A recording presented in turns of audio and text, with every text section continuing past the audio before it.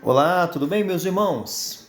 Eu estou fora de casa hoje, deixa eu gravar um vídeo aqui sobre Mateus 3, um formato um pouco diferente, tá bem? Mateus 3, alguns destaques que eu quero fazer na leitura de Mateus 3. Se você estiver lendo ou fazendo outra leitura bíblica anual, se você estiver fazendo a leitura da Bíblia inteira, além de Mateus, você também está lendo Gênesis, mas aí você pode fazer os comentários aqui. Mas vamos lá, Mateus 3. João Batista prepara o caminho, tá? O texto começa dizendo que naqueles dias João Batista surgiu pregando no deserto e a mensagem dele é: arrependam-se, pois o reino dos céus está próximo. A mensagem do Evangelho é uma mensagem de arrependimento. A mensagem do Evangelho tem esse foco. Você vai ver isso quando Jesus começa a pregar. A mensagem é a mesma: arrependam-se e crede no Evangelho.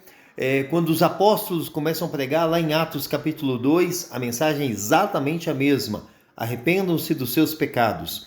Onde o arrependimento não é anunciado, onde as pessoas não são convidadas a se arrependerem do seu pecado, não há pregação do Evangelho, tá bem? Se você vê uma mensagem, um sermão apenas falando sobre a vontade de Deus para a sua vida, os sonhos de Deus para a sua vida e qualquer coisa parecida, mas que não fale de deixar o pecado e buscar a Deus, que não fale de conversão, de mudança de vida, não é uma mensagem do Evangelho, não é uma pregação do Evangelho.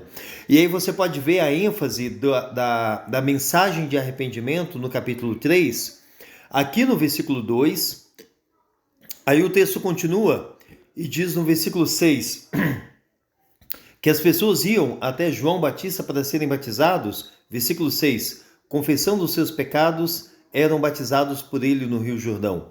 O batismo é válido na medida em que você se arrepende, na medida em que você confessa os seus pecados, na medida em que você se compromete a deixar uma vida de pecado e viver uma vida de acordo com a vontade de Deus, tá? Além disso, temos aqui no verso 8, João Batista censura aquelas pessoas que vão até ele para serem batizados sem uma compreensão, sem uma consciência de arrependimento. E ele censura eles falando no verso 8, deem fruto que mostre o arrependimento. Então, uma vida cristã é uma vida de frutos que mostram arrependimento. O arrependimento não pode ser da boca para fora. O arrependimento não pode ser apenas verbal. Ele precisa frutificar. O que é frutos de arrependimento? São atitudes que mostrem uma vida piedosa, tá? São atitudes que mostrem uma vida transformada. É um comportamento que mostra uma vida de arrependimento, sabe? Crente precisa dar fruto de arrependimento, tá? Eu preciso dar fruto de arrependimento e você também. No verso 10 temos mais uma ênfase. João, ao censurar as pessoas que vão a ele para serem batizados de uma forma negligente, de uma forma sem compreender a mensagem do Evangelho, sem uma atitude de arrependimento, João diz no verso 10, o machado já está posto à raiz das árvores, e toda árvore que não der bom fruto será cortada e lançada no fogo. É claro que isso aqui é uma metáfora, ele está falando do juízo, do julgamento de Deus acerca das pessoas. E qual é a árvore que não dá bom fruto? Meu Deus do céu! Qual bom fruto é esperado de nós? O fruto do arrependimento, no verso 8. Tá bem? O único bom fruto esperado de nós é o fruto de arrependimento. É um fruto de uma vida que confessa ao Senhor Jesus e que abomina o seu próprio pecado, tá? Então, toda árvore que não dá o fruto do arrependimento será cortada e lançada no fogo. É isso que João está falando.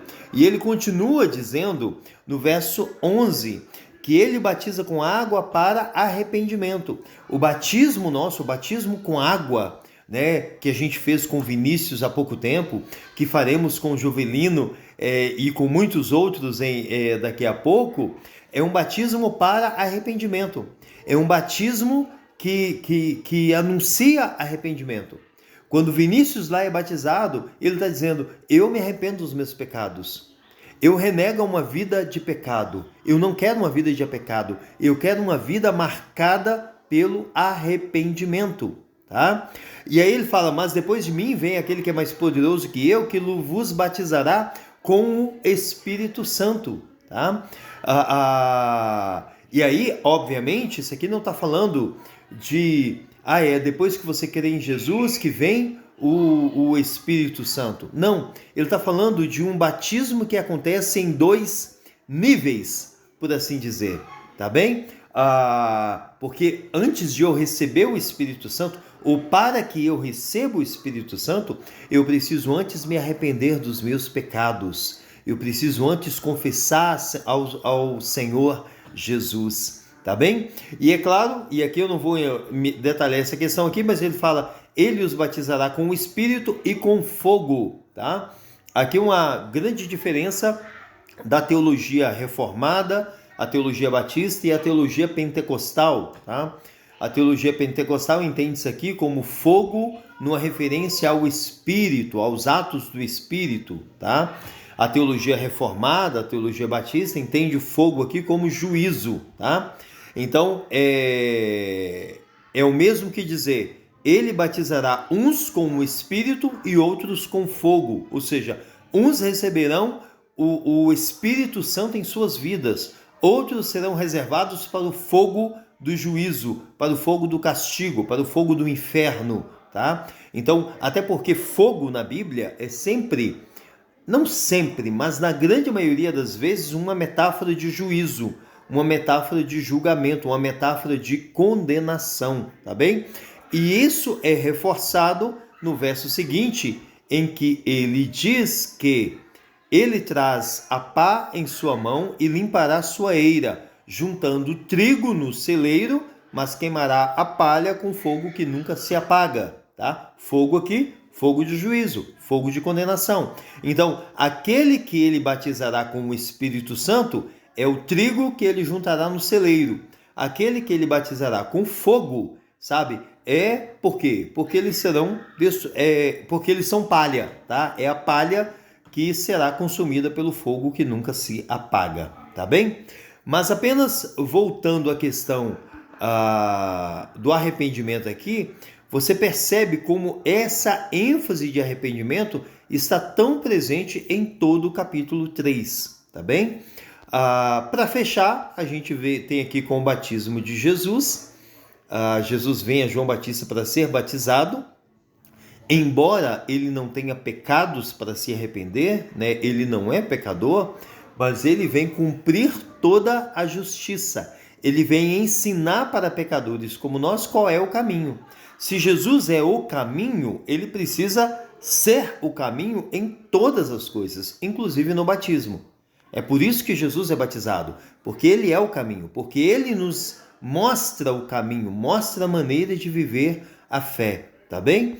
E apenas termino destacando aqui a voz dos céus que diz: "Este é o meu filho amado, de quem me agrado", tá?